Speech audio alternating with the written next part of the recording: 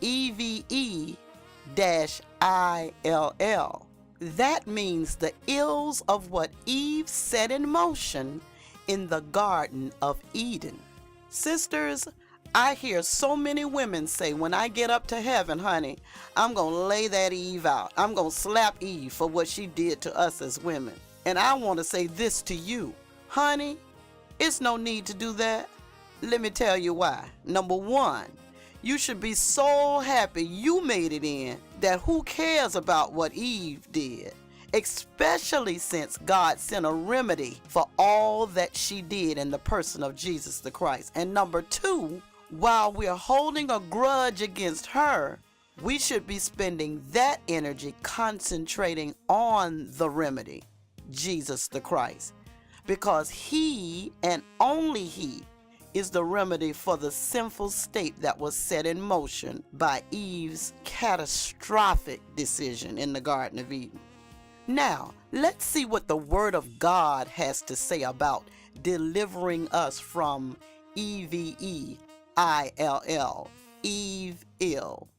It is so important if we want to defeat the evil that was set in motion in the Garden of Eden, that we understand it's not just the actual experience or the present evil that we experience that we need to be delivered from. I'll say that again. It's not the actual thing you're going through now, the present evil that we need to be delivered from, but it's the evil intent of Satan. You see, the experiences that we have, the trials, the tribulations, the hurts, the abuses, the rejection, the abandonments, the divorces, the disappointments, the heartbreaks, these are all a part of a greater intention of Satan to defeat us by defeating our faith. In other words, honey, he just wants to break us down and break our relationship with our divine covering.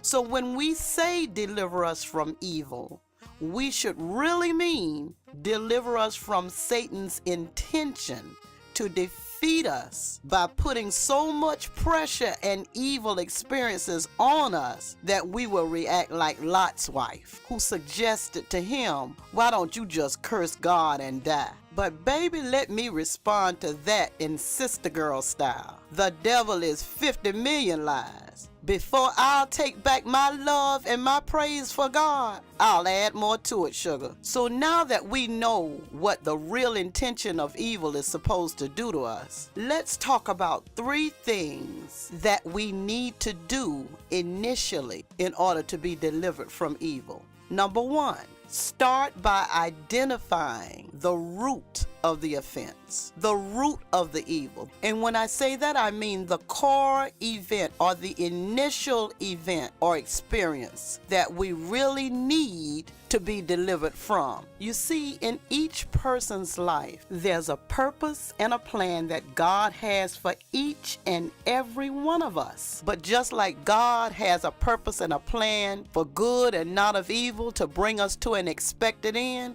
Satan also has a plan and an intention for each and every one of us. And many times the present experiences cause emotional echoes of past hurts and abuses, especially childhood experiences and offenses. And these are the most damaging and the hardest to be delivered from, because these are the offenses and the evil initiated at a time when we are the most vulnerable, the most innocent, and the most trusting, and the most open. As children, we open ourselves up to anybody that pretends to love and care for us, or even the ones that have rule or authority over us. But I told you many times, the devil does not play fair. And he initiates these evil experiences when he knows he can take advantage of us. And as we grow in the different seasons and stages of our lives, he comes back to reinforce those evil intentions that he has for us.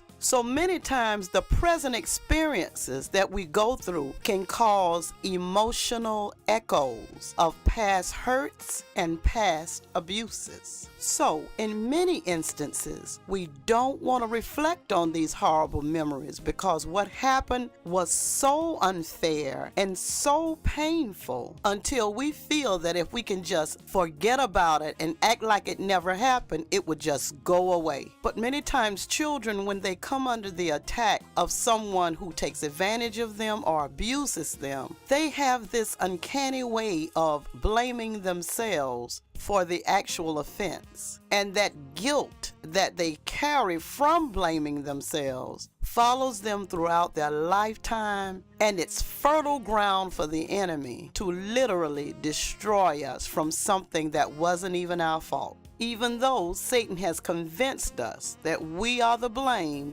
for what somebody else did or said to us. And that's why these experiences are so painful, to the point that we don't even want to deal with them or confront them. But there's a proverb that says, we can't conquer what we won't confront. I said we can't conquer what we won't confront. Confrontation is essential if we're gonna experience the good life. I'm talking about that peace-filled, abundant life that God intended for us to experience. So we have to confront the original experience that causes us the pain or the evil. The next step is, after we confront where the root is, we've got to take our brokenness to the only one who can really heal us and fix us. The songwriter says the potter, he wants to put us back together again. And through our relationship with him, through prayer and deliverance, and through saturating our mind with the word of God, the truth, that's the only way we can be set free from the evil that Satan intended for us. The Bible says, and I say it all the time, the truth will make you free. Not set you free, make you free. You cannot digest in your mind the truth of God without it making you free. That truth is powerful. That truth has anointing and power to break every yoke of Satan.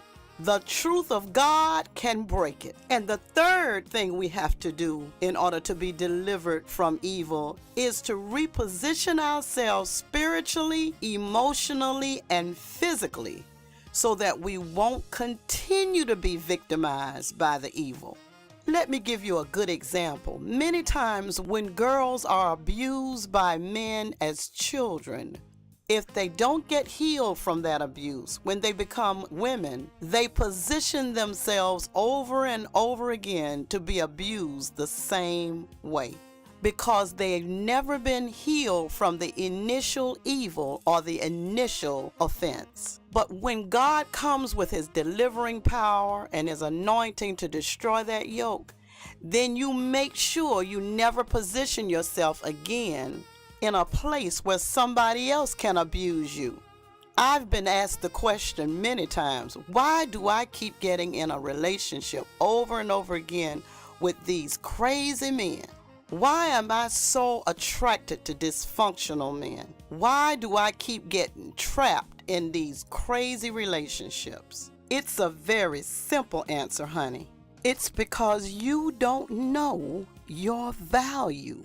Once a woman knows how valuable she is, once a woman knows how God feels about her and what God says about her, and you start living up to your name, living up to the righteousness of God, living up to being a queen and a princess in the kingdom of God, then you won't settle for an abusive and a dysfunctional relationship.